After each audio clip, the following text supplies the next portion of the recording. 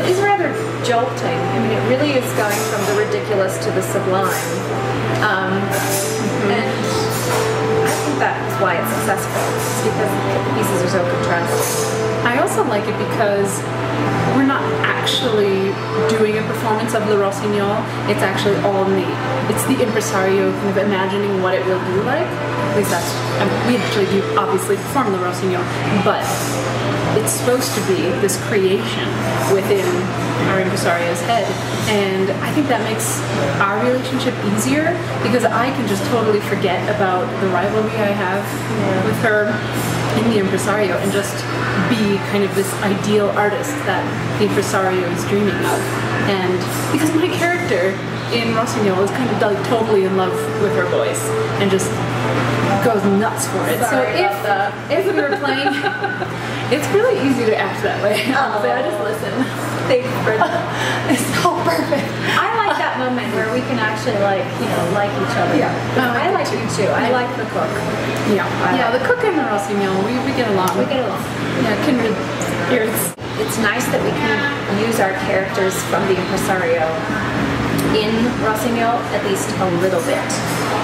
And it's interesting to the audience to see what the characters are in real life and then to see them transform themselves into somebody else in the second part. And I like to think of Adelina as, I mean, she's just such a jerk in the first half, and we all kind of are very shallow and greedy and sort of the worst of all of the horrible, infamous divas of the past into all three of our characters, Meredith, Brenda, and I. And I like to think of the Rossignol as being the work of art that helps us to change.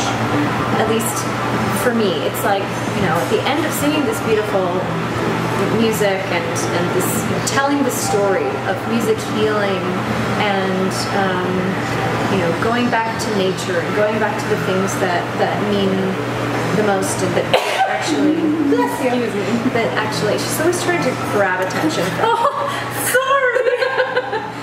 The going through the whole process is like, at the end when you see us become our characters again, hopefully you see that we have like, you think that we might be changed by it. I don't know. Yeah. Like in the end, the music is the most important thing. The putting on this piece of music, this work of art. And we all sort of set aside our differences in order to make this thing happen because we're a company. Which means no more bitching, no more scenes. Yes. To quote Ranjit Bolt.